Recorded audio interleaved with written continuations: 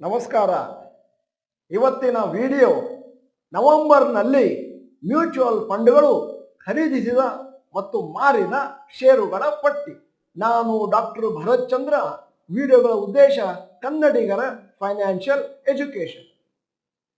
ನಿಮಗೆಲ್ಲ ತಿಳಿದ ಹಾಗೆ ನಮ್ಮ ವಿಡಿಯೋಗಳ ಮುಖ್ಯವಾದ ಉದ್ದೇಶ ಏನು ಅಂತಂದ್ರೆ ಒಂದಷ್ಟು ಫಂಡಮೆಂಟಲ್ ಅನಾಲಿಸಿಸ್, ಟೆಕ್ನಿಕಲ್ ಅನಾಲಿಸಿಸ್ ಅನ್ನು ನಿಮಗೆ ತಿಳಿಯಪಡಿಸುವುದು ಮತ್ತು ವೈಜ್ಞಾನಿಕ ಮನೋಭಾವನೆಯನ್ನು ಸೃಷ್ಟಿ ಮಾಡೋದು, ಸಂಶೋಧನೆ ಮಾಡಲಿಕ್ಕೆ ಒಂದಷ್ಟು ಮೆಟೀರಿಯಲ್ ಕೊಡೋದು.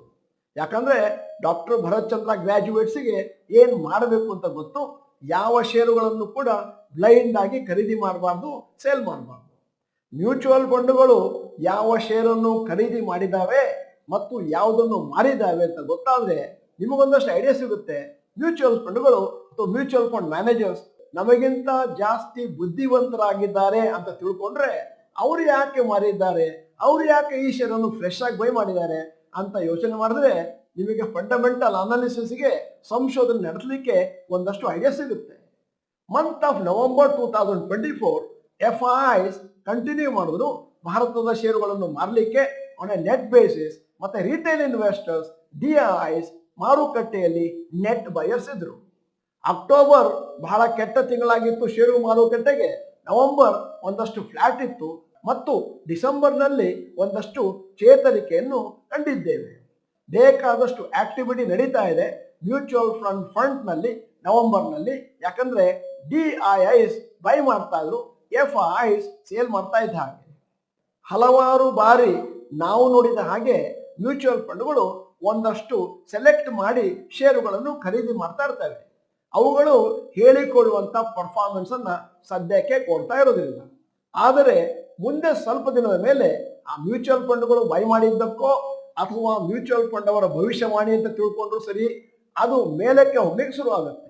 ಆದ್ದರಿಂದ ಮ್ಯೂಚುವಲ್ ಫಂಡ್ಗಳು ಯಾವ ಷೇರನ್ನು ಕೊಳ್ತಾವೆ ಅಂತ ಗಮನಿಸುವುದು ಬಹಳ ಅಗತ್ಯವಾದಂತ ಪಾಯಿಂಟ್ ಆಗುತ್ತೆ ಚಾನಲ್ ಮೆಂಬರ್ಸಿಗೆ.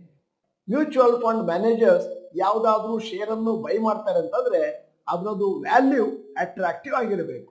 ಇವತ್ತು ನಾವು ಒಂದು ಪಟ್ಟಿ ಮಾಡಿದ್ದೇವೆ. ಫ್ರೆಶ್ ಬೈ ಮಾಡಿದ್ದು ಮತ್ತು ಕಂಪ್ಲೀಟ್ಲಿ ಎಕ್ಸಿಸ್ಟ್ ಆಗಿದ್ದು ನವೆಂಬರ್ 2024 ಅಲ್ಲಿ mutual ಫಂಡ್ಗಳಲ್ಲಿ.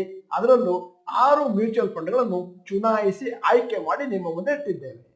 Top 3 stocks bought and sold SBI mutual fund November 2024.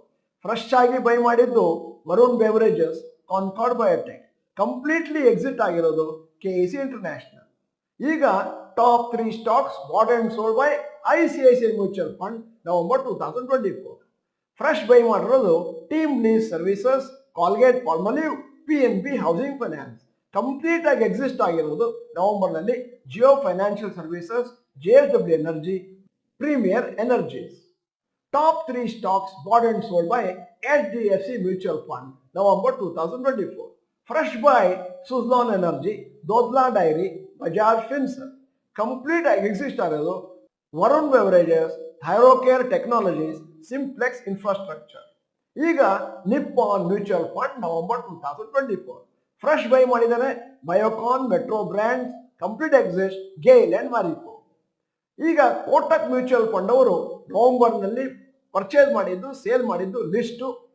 Fresh buy Med Plus Health Services, Timken India, MTAR Technologies. Complete exist ಆಗಿರೋದು TBO Tek, Escorts, Kubota, Adani Ports. ಕೊನೆಯದಾಗಿ UTL mutual fund November 2024.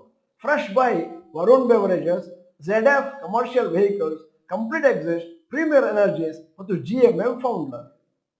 ಈ list ನಲ್ಲಿ ನಾನು 2 ಅಂಶಗಳನ್ನು ಸೇರಿಸಿದ್ದೇನೆ, fresh buy ಮತ್ತು complete exist. ಯಾವುದಾದ್ರೂ mutual fund particular share ಅನ್ನು ಕಂಪ್ಲೀಟ್ ಆಗಿ ಎಕ್ಸಿಸ್ಟ್ ಮಾಡಿದೆ ಅಂತಂದ್ರೆ ದಯವಿಟ್ಟು ಆ ಷೇರು ನಿಮ್ಮ ಹತ್ರ ಇದ್ರೆ ಒಂದಷ್ಟು ಜಾಸ್ತಿ ಫಂಡಮೆಂಟಲ್ ಅನಾಲಿಸಿಸ್ ಮಾಡಿ ಮತ್ತು ಯೋಚನೆ ಮಾಡಬೇಕು ಯಾಕೆ ಮ್ಯೂಚುವಲ್ ಫಂಡ್ ಇದನ್ನು ಸೇಲ್ ಮಾಡಿದ್ದಾರೆ. ಅದೇ ಸಂದರ್ಭದಲ್ಲಿ ಯಾವುದಾದ್ರೂ ಮ್ಯೂಚುವಲ್ ಫಂಡ್ ಅವರು ಫ್ರೆಶ್ ಬೈ ಮಾಡಿದ್ದಾರೆ ಮತ್ತು ಆ ಷೇರು ನಿಮ್ಮ ಹತ್ರ ಇದೆ ಅಂತಂದ್ರೆ ಖುಷಿ ಪಡುವಂತಹ ವಿಚಾರ ಆಗುತ್ತೆ. ವಿಡಿಯೋದ ಕೊನೆಯಲ್ಲಿ ನಿಮ್ಮ ಜನರಲ್ ನಾಲೆಜ್ಗಾಗಿ ಒಂದು ಪ್ರಶ್ನೆ ಕೇಳ್ತಾ ಇದ್ದೇನೆ. ಮಲ್ಟಿ ಕ್ಯಾಪ್ ಮ್ಯೂಚುವಲ್ ಫಂಡ್ ಅಂತ ಕಳ್ಸ್ಕೋಬೇಕಾದ್ರೆ minimum investment large cap stock ಅಲ್ಲಿ ಎಷ್ಟು ಹಾಕ್ಬೇಕು?